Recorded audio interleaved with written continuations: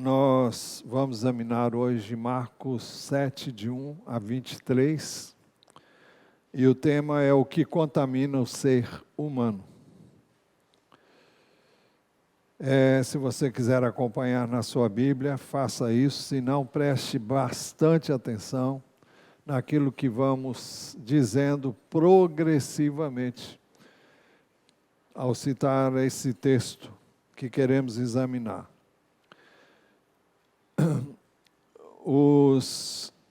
O texto começa dizendo que os fariseus e alguns escribas vindos de Jerusalém reuniram-se em volta de Jesus. Sempre que eles faziam isso era para buscar em Jesus respostas que sempre parecem, nunca tinham a finalidade de obter respostas para aprenderem ou para praticarem, mas como alguém que queria pegar Jesus em alguma coisa. E aqui não é diferente. Eles viram que alguns dos discípulos de Jesus, diz o verso 2, comiam pão com as mãos impuras, isso é, sem lavar. E o texto continua dizendo, verso 3, porque os fariseus e todos os judeus, observando a tradição dos anciãos, não comem sem lavar cuidadosamente as mãos. Seria o caso de perguntar, certo nessa situação, né? Porque nós acabamos de viver uma pandemia, não muito tempo distante desses dias, onde nos recomendaram que nós fizéssemos assim. A questão não é a questão de lavar as mãos em si, mas o que estava por trás disso aí que nós vamos examinar. Então, não há nada de errado em se fazer isso. Eu creio que nós devemos fazer isso sempre. É algo que, principalmente em tempos como os que nós vivemos hoje, é prudente que assim façamos. Mas, até certo ponto, excetuando as questões relacionadas à pandemia e doenças contagiosas, está provado também cientificamente que tudo que eu e você comemos, até mesmo com as mãos sujas, o nosso organismo produz determinados ácidos que uma vez no estômago matam todos e quaisquer germes, só a não ser uma doença contagiosa, como nós vivenciamos recentemente, que se contraía mais pelas vias aéreas superiores do que qualquer outra coisa.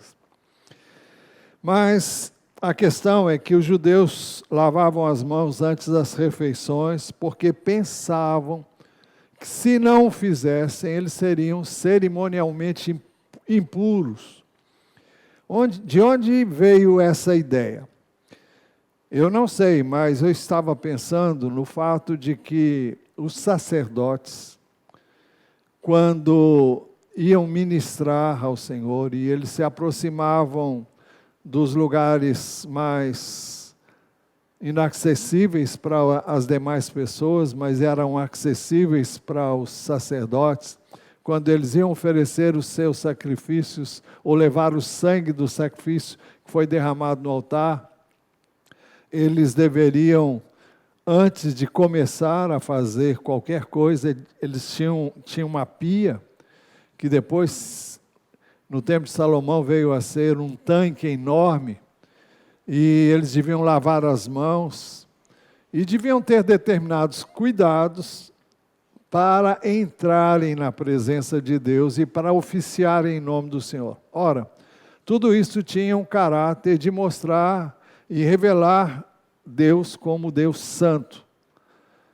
um Deus que não permite impureza, que não permite qualquer coisa que seja semelhante. Mas o caráter dessas orientações tinham o sentido de mostrar que Deus é santo. E no tempo do Velho Testamento as coisas eram visíveis, não pelo entendimento e compreensão das coisas, mas através de ações e atitudes que revelavam a santidade de Deus. Pode ser que tenha sido aí, mas nenhum dos judeus fariseus eram, com exceção do sumo sacerdote, e nenhum deles não tinha que observar essas questões.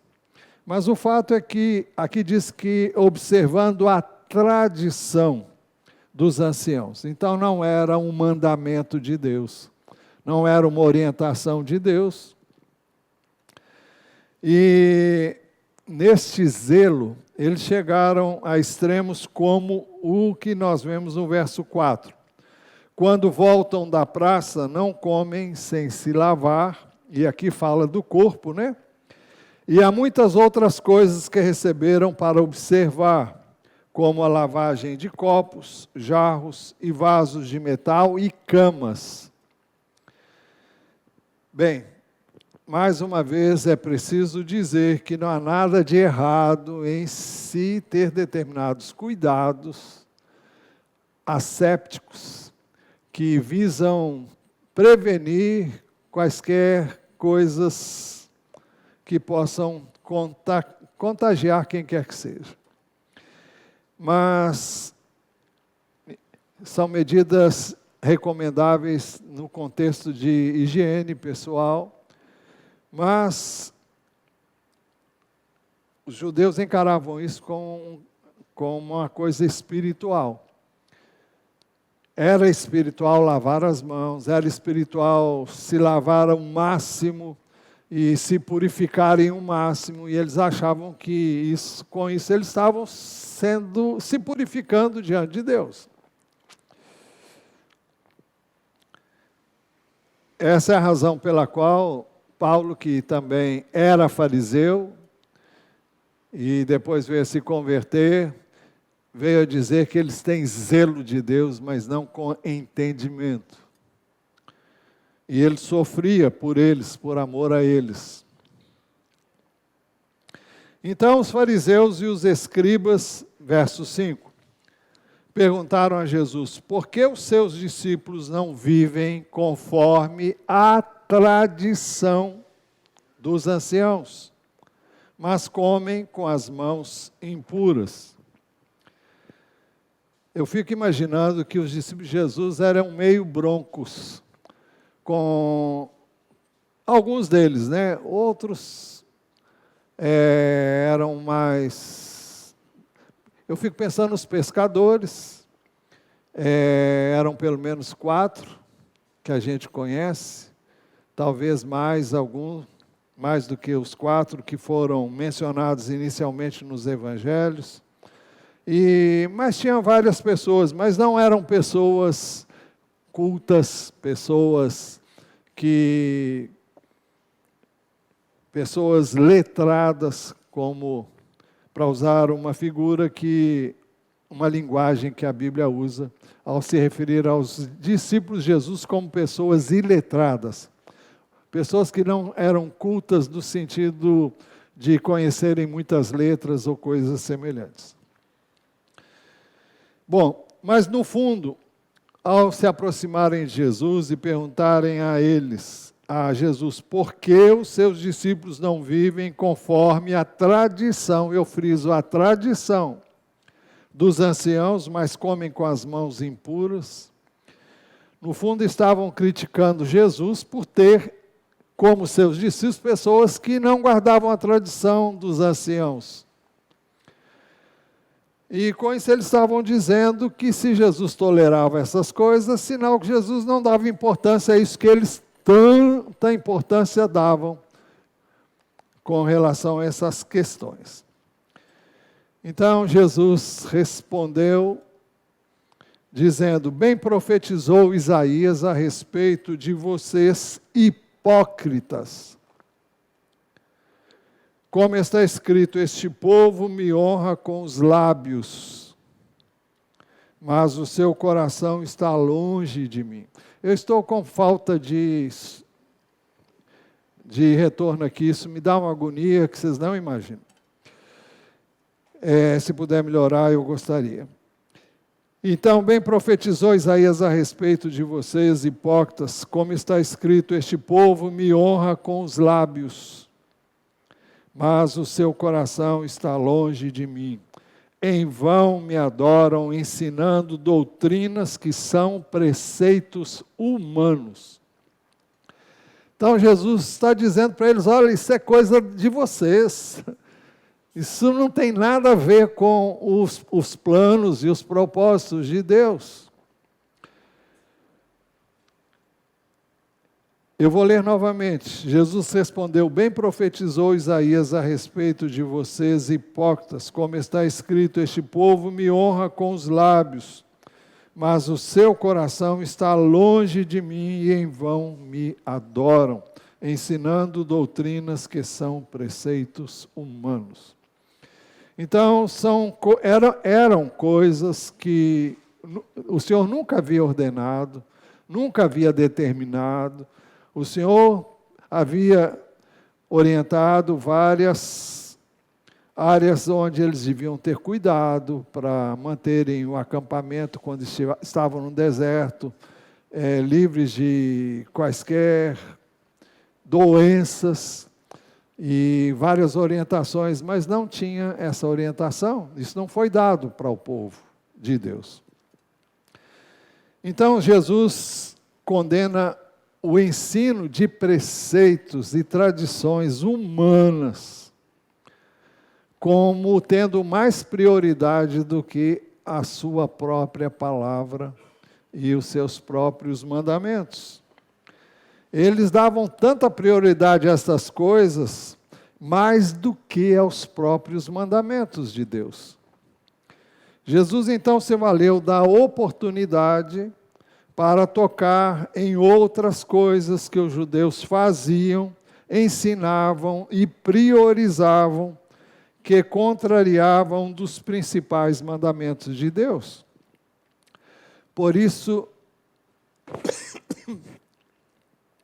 Jesus disse, rejeitando o mandamento de Deus, verso 8, vocês guardam a tradição humana. Rejeitando o mandamento de Deus, vocês guardam a tradição humana. Então, Jesus estava dizendo que, não com relação a essa questão de lavar as mãos, ou de qualquer tipo de procedimento asséptico, mas ele disse, foi por isso que ele disse, rejeitando o mandamento de Deus, vocês guardam a tradição humana. Jesus disse-lhes ainda, vocês sempre encontram uma maneira de rejeitar o mandamento de Deus para guardarem a própria tradição. Em outras palavras, eles preferiam guardar uma tradição do que o mandamento de Deus. Eu não sei se você já encontrou isso na vida de muitas pessoas. Já tive a oportunidade de evangelizar pessoas e na hora H de tomar uma decisão para receber a Cristo, eu não posso desonrar o meu pai e a minha mãe por causa da tradição de família. E eles creem dessa maneira e eu não quero contrariá-los. Bom, as motivações são as mais variadas, mas naturalmente são pessoas que não conhecem a palavra de Deus, não entenderam ainda, e era isso que estava acontecendo aqui com os escribas e fariseus, que tinham muitos cuidados religiosos, mas que não tinham nada a ver com aquilo que Deus realmente queria que eles fizessem. Por isso Jesus diz no verso 9, você sempre encontra uma maneira de rejeitar o mandamento de Deus para guardarem a própria tradição. É aquele jeitinho de burlar a palavra de Deus para fazerem o que eles queriam que fosse feito, ou que faziam como tradição, de pai para filho, por gerações seguidas. Então Jesus explicou onde ele queria chegar. Pois Moisés disse, honre o seu pai e a sua mãe, e quem maldisser o seu pai ou a sua mãe, seja punido de morte. Então Jesus citou o 5º mandamento do Decálogo.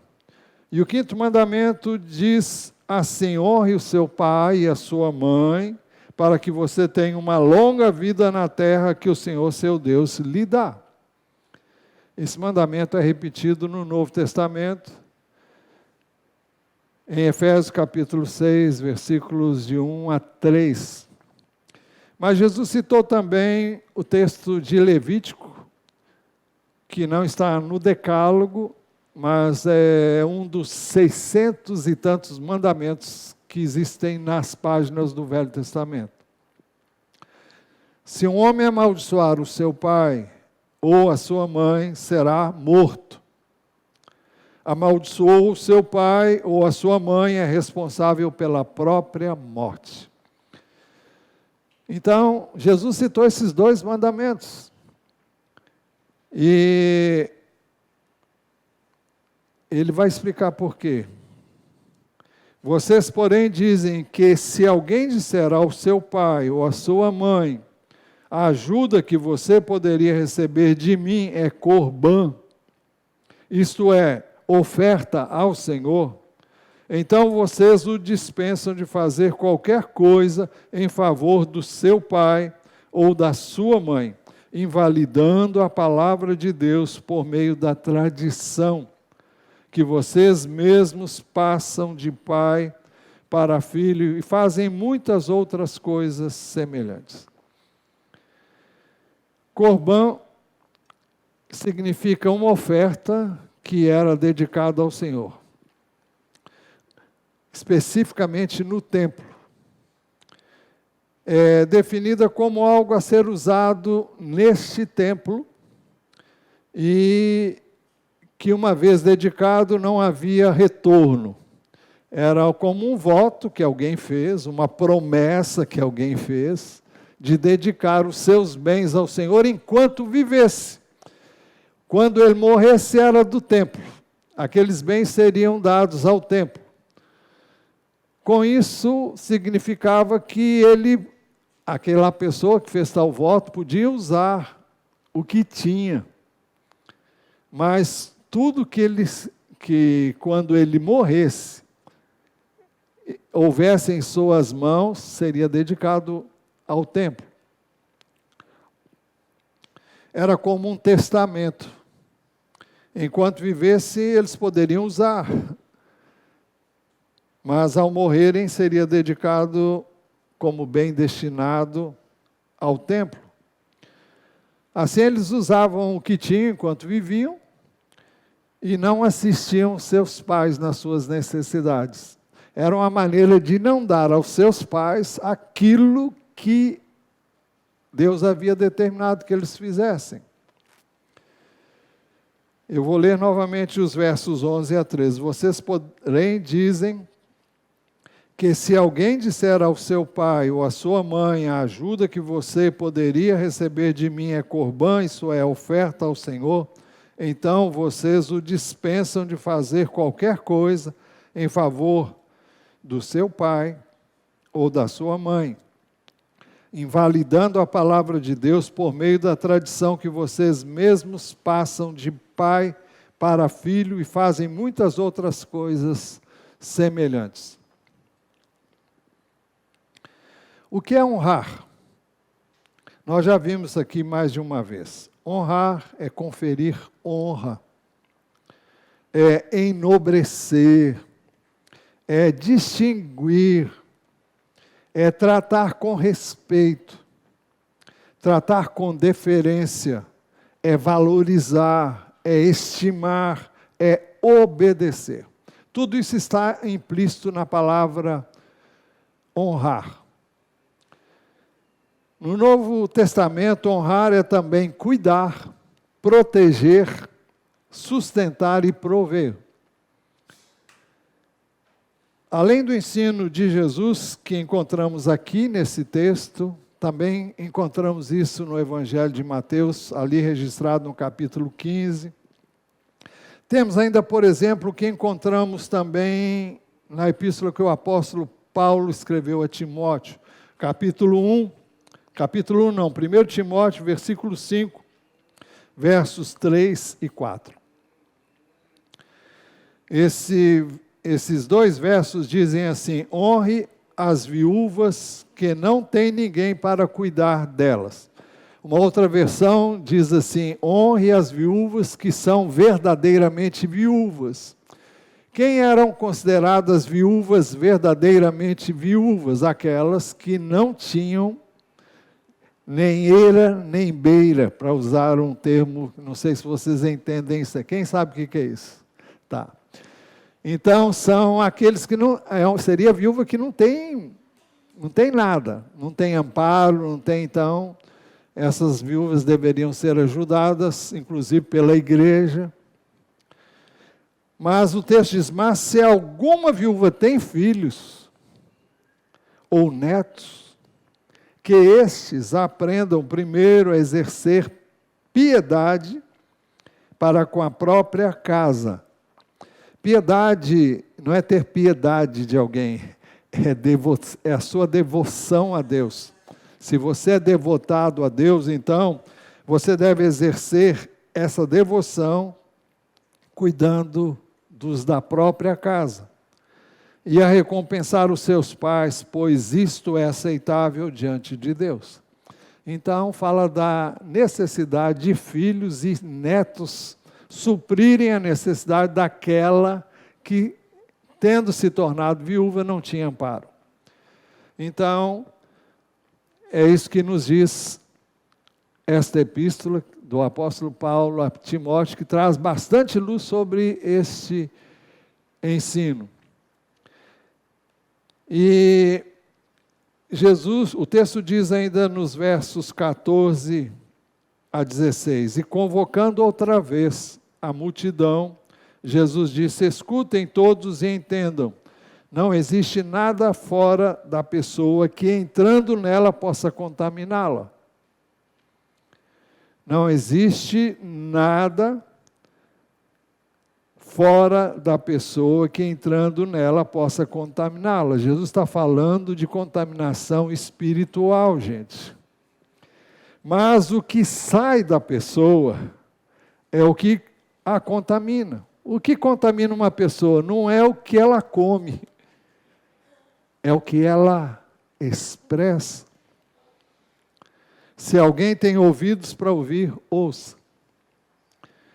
Mais uma vez é preciso dizer que Jesus não está dizendo que humanamente nada pode contaminar uma pessoa, como o contato com uma pessoa enferma cuja doença é contagiosa.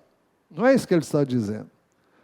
Ele está dizendo que quando eu como com as mãos por lavar, eu não estou cometendo nenhuma impureza. Eu não estou sendo espiritualmente contaminado porque eu faço isso. Mas Jesus diz que o que contamina é o que sai. É o que sai de dentro de uma pessoa, não é o que entra. Porque o que entra, ele diz, vai sair por lugar escuso. Mas o que sai, sai de dentro. Ele vai explicar isso melhor. Verso 15 diz, não existe nada fora da pessoa que, entrando nela, possa contaminá-la, mas o que sai da pessoa é o que a contamina. Interessante que o que nos contamina não é nada que entra pela boca, mas é o que sai, talvez, pela própria boca, pelas nossas ações, atitudes. O texto diz que quando Jesus entrou em casa, deixando a multidão, os seus discípulos o interrogaram a respeito da parábola. Os discípulos, mais uma vez, ficaram sem entender. Afinal de contas, onde o Senhor quer chegar? Observe que quando Jesus disse isso para uma multidão, ele não entrou em detalhes. Ele apenas julgou isso aí e saiu. Quando estava só com os discípulos, então eles perguntaram. Jesus lhes disse, então, vocês também não entendem? Não compreendem que tudo que está fora da pessoa, entrando nela, não a pode contaminar, porque não entra no coração dela, mas no estômago e depois é eliminado.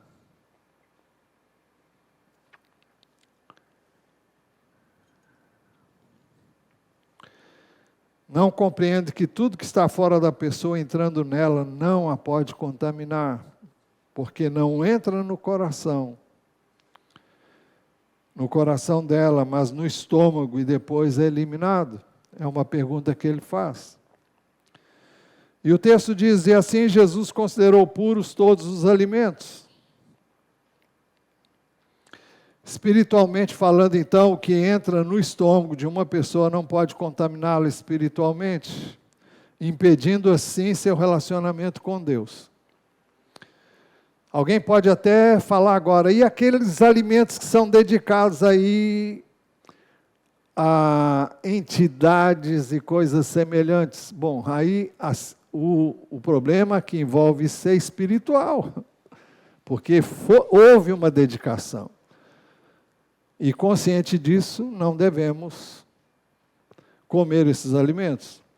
Mas o que o texto diz é que o que está sendo colocado é a questão de higiene. Olha, isso aí não contamina espiritualmente a ninguém. Mas Jesus continuou. O que sai da pessoa, isso é o que a contamina. Sai de onde? O texto diz do coração. E seria o caso de perguntar o que é o coração. Hoje, no discipulado, alguém perguntou se coração era o coração humano, num contexto que nós examinamos lá. Porque de dentro do coração das pessoas é que procedem os maus pensamentos, as imoralidades sexuais, os furtos, os homicídios, os adultérios, a avareza, as maldades, o engano, a libertinagem, a avareza, as maldades. Aliás, eu repeti. O engano, a libertinagem, a inveja, a blasfêmia, o orgulho, a falta de juízo. Todos estes males vêm de dentro e contaminam a pessoa.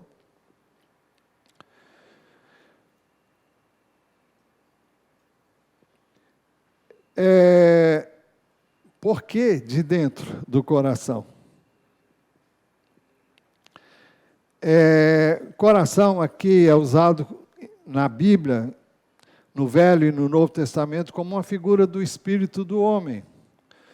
Vamos ver aí os slides 1 e 2. Primeiro 1, por favor.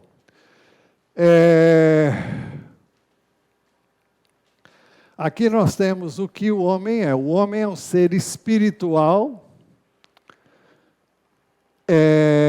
O homem foi criado à imagem e à semelhança de Deus. Portanto, ele é, em essência, o que o homem é na realidade, é o que ele é no seu espírito. E isso é chamado de coração. E ele tem uma alma, que a Bíblia, a palavra grega que é traduzida por alma no Novo Testamento, é a palavra psique, é a sua capacidade de pensar, de decidir e de sentir das emoções. Então, isso é o seu psique, mas o nosso psique, que é o nosso cérebro, é a nossa mente, é apenas um veículo para expressar aquilo que há no nosso espírito. E nós somos um espírito, temos uma alma e vivemos num corpo, habitamos num corpo, não é? Então, o coração fala de sentimentos, mas o espírito tem sentimentos, porque nós somos criados à imagem e semelhança de Deus. Deus sente. Deus tem todo tipo de sentimento que nós temos. Isso é muito claro nas Escrituras, em vários lugares. Então, a semelhança de Deus, nós sentimos isso, temos essa experiência no nosso espírito, mas a alma é que expressa aquilo que nós temos no nosso espírito. Vamos para um outro slide, o segundo slide. Então, nós vamos observar que esse é o espírito humano. A alma é a expressão do seu espírito, mas a alma também é a expressão daquilo que o seu corpo deseja. E então a alma fica no meio do caminho, entre o que há no espírito do homem e no corpo. Guardem isso aí, nós vamos continuar, já já a gente volta a isso aí. Então, no Velho Testamento, o coração é usado como figura do espírito do homem não regenerado. No Velho Testamento não havia pessoas nascidas de novo, não havia um coração regenerado. Nós cantamos aqui, coração regenerado, como é que é? Coração que é ensinado por Jesus. Bom, Jeremias 17, 9, 10 diz, enganoso é o coração, mais do que todas as coisas, e desesperadamente corrupto. É assim o espírito humano. Vamos voltar lá para o último slide visto, e sim. Então veja aqui uma coisa. Como é que é o homem antes de conhecer a Cristo? O que a alma dele expressa? A alma expressa, o espírito não regenerado, ele é um com a sua carne, com o seu corpo. Então, tudo isso aqui é uma coisa só. A alma expressa tudo aquilo que há no espírito, e o espírito não sendo regenerado, ele obedece aos desejos e os anseios do corpo. E o que é que o corpo faz? Bateu. Como é que é? Bateu? Bateu, levou. Essa de não levar desaforo, essa de guardar ressentimento, mágoa, essas coisas todas, e nós vamos ver isso já já, melhor. Então, Jeremias 17, 9, 10 diz, enganoso é o coração mais do que todas as coisas, desesperadamente corrupto. Quem poderá entendê-lo? O verso 10, eu, o Senhor, sondo o coração e provo os pensamentos, para dar a cada um segundo os seus caminhos, segundo o fruto das suas ações. Primeiro nós pensamos, depois agimos. E agimos de acordo com o que pensamos. E o que pensamos, se tem uma influência da nossa natureza caída, não é boa. Normalmente é olho por olho, né? O Senhor então afirma que o espírito humano é como uma lâmpada que permite a ele, o Senhor, examinar, sondar o mais profundo do ser humano. É isso que diz Provérbios 20, 27. Diz assim, o espírito do ser humano é a lâmpada do Senhor, a qual examina o mais profundo do seu ser. Observa que no texto de Jeremias são ditas as mesmas coisas. Eu, o Senhor, sondo o coração. Eu provo os pensamentos, para dar a cada um segundo os seus caminhos, segundo o fruto de suas ações. Aqui diz, o espírito do ser humano é a lâmpada do Senhor, a qual examina o mais profundo do seu ser. Então, eu só estou querendo mostrar que espírito humano e o coração são uma e a mesma coisa. Jesus também usou o coração como figura do espírito do ser humano em Mateus 12, 34, 35. ele disse assim: raça de víboras, como vocês podem falar coisas boas sendo maus? Jesus está falando para quem? Para pessoas não regeneradas. Ele está se dirigindo aos judeus. Eles ainda, se alguns deles vieram a converter-se, eles ainda não tinham se convertido quando Jesus disse isso. E Jesus disse que o que havia neles era maldade. Raça de víboras, foi isso que Jesus chamou eles. Assim também falou João Batista, quando usou a mesma expressão. Como vocês podem falar coisas boas sendo maus? Se o que há no meu espírito, ele não foi regenerado, ele é um com a minha carne e a alma, é tudo uma coisa só, não tem nada que presta aqui. A minha natureza humana corrupta, e a sua também, é má, é perversa. E não tem ninguém que seja melhor do que ninguém, não. É todo mundo a mesma laia, é todo mundo pecador, é todo mundo miserável, indigno. É isso que eu e você somos em nós mesmos. Então, quando Jesus se dirigiu àqueles homens, aquele chamou de raça de víboras, estava se referindo a pessoas não regeneradas e que revelavam, através das suas palavras, aquilo que tinham no coração. Ele disse: raça de víboras, como vocês podem falar coisas boas sendo maus, porque a boca fala do que está cheio o coração. A pessoa boa tira do tesouro bom coisas boas, mas a pessoa má do mau tesouro tira coisas más. Então, ele estava falando com pessoas não regeneradas. Quando o ser humano crê em Jesus, ele nasce de novo.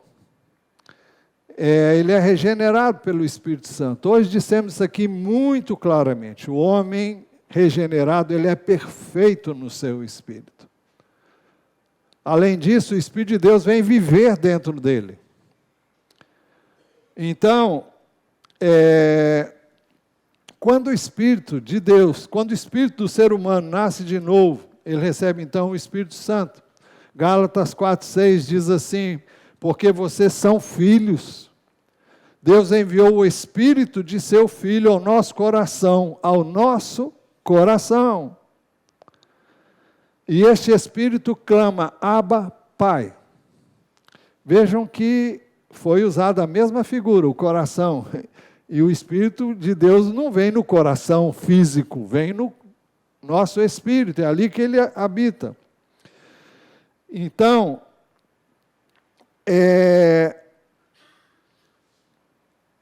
bom,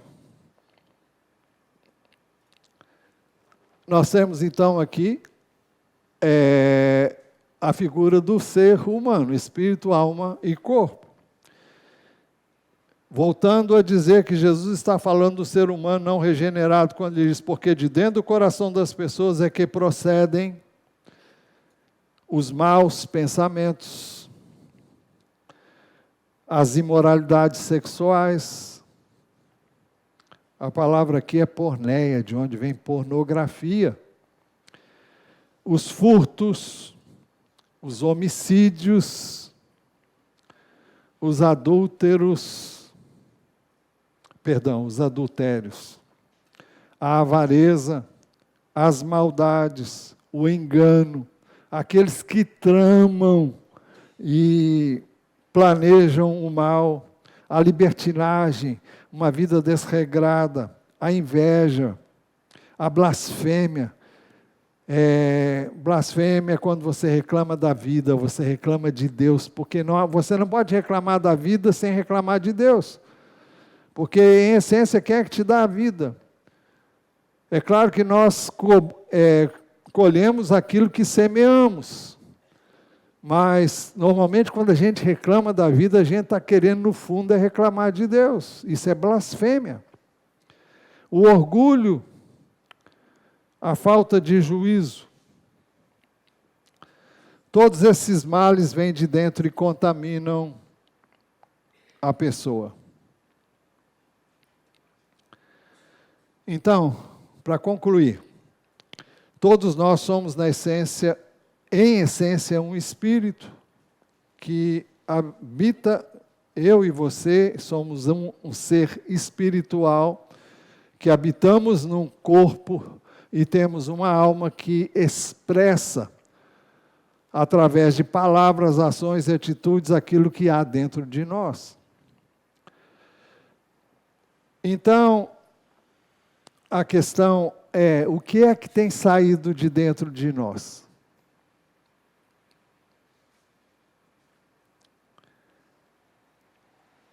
Nós vimos, e eu vou repetir, Mateus 12, 34, 35. Jesus diz, raça de víboras, como vocês podem falar coisas boas sendo maus?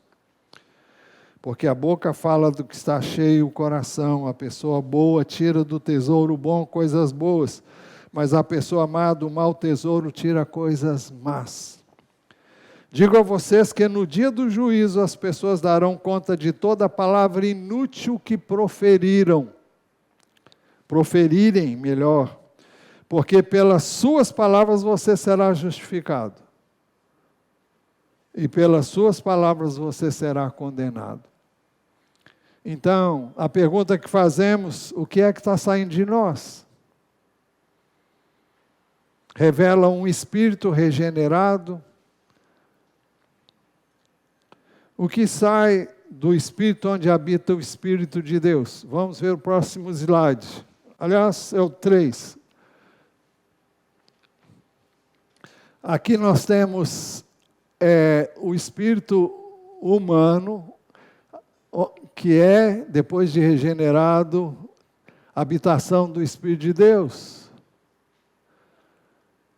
Então, voltemos para o outro slide anterior. Então, veja, se meu espírito foi regenerado, eu ainda tenho uma natureza humana corrupta, perversa e má.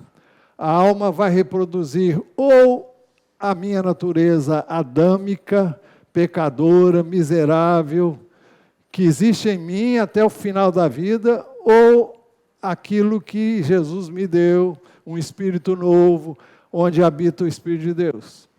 É algo que eu e você temos que pensar.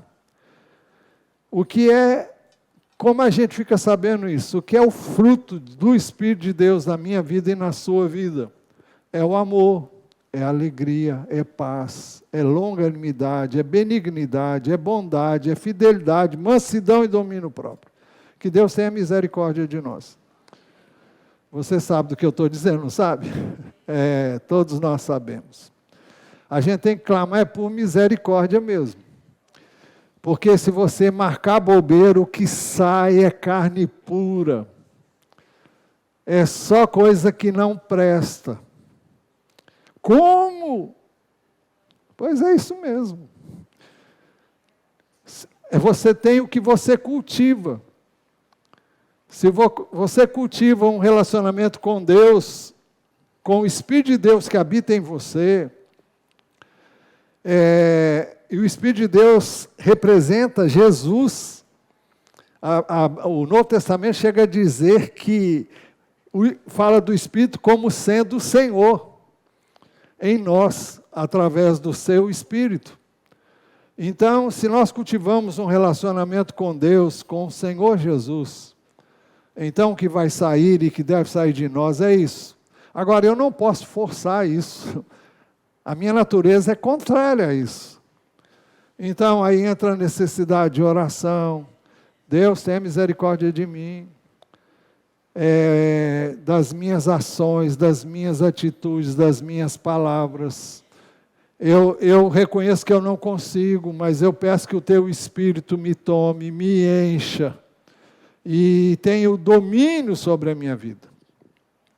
As obras da carne, vem um pouquinho antes, dizem assim, ora, as obras da carne, Gálatas 5, 19, 21, são conhecidas e são imoralidade sexual, vejam se bate com o que Jesus falou, impureza, libertinagem, idolatria, feitiçarias, inimizades, rixas, ciúmes, iras, discórdias, divisões, facções, invejas, bebedeiras, orgias e coisas semelhantes a estas. E o apóstolo Paulo diz: declaro a vocês como antes já os preveni, que os que praticam tais coisas não herdarão o reino de Deus. Estamos fritos. Todos nós já praticamos essas coisas, de uma ou de outra forma. Se você não praticou uma, praticou a outra. Não tem ninguém que pode dizer: eu nunca fiz isso. Não tem pecadinho, pecadão, é tudo pecado, né?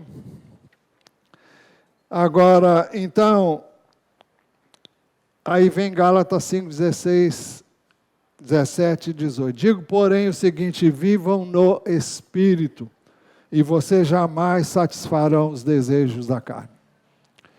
Porque a carne luta contra o Espírito, e o Espírito luta contra a carne, porque são opostos entre si, para que vocês não façam o que querem. Então nós estamos em uma guerra contínua entre a nossa natureza humana caída, perversa e má, e aquilo que Deus fez em nós, no nosso Espírito, dando-nos também o seu Espírito Santo. Então, essas coisas não combinam, uma coisa não combina com a outra. E a questão é o que nós vamos manifestar, o que é que vai sair de nós, o que queremos que saia de nós. Então a pergunta que devemos fazer é: quem é que está controlando a nossa vida? Voltemos para o slide número 2, por favor. É o nosso espírito, onde habita o Espírito de Deus, ou é a nossa carne?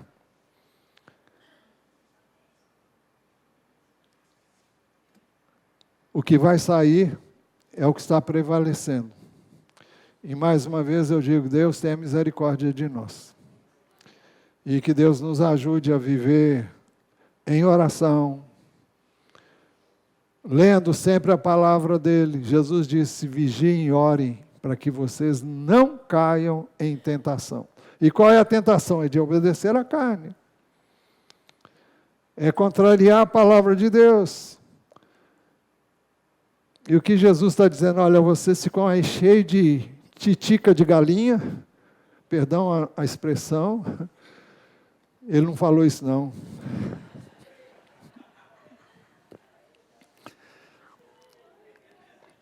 Mas vocês estão negligenciando as coisas mais importantes, que é o cuidado que vocês devem com o pai de vocês, com a mãe de vocês. O que Jesus está querendo mostrar é o contraste entre viver a palavra dele e viver tradição, religiosidade. O que eu e você precisamos é viver a palavra.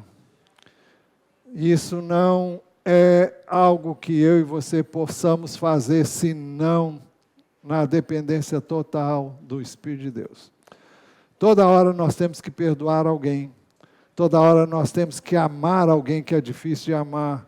Toda hora nós temos que agir de acordo com o fruto do Espírito: amor, alegria, paz, longanimidade, benignidade, bondade, fidelidade, mansidão, domínio próprio.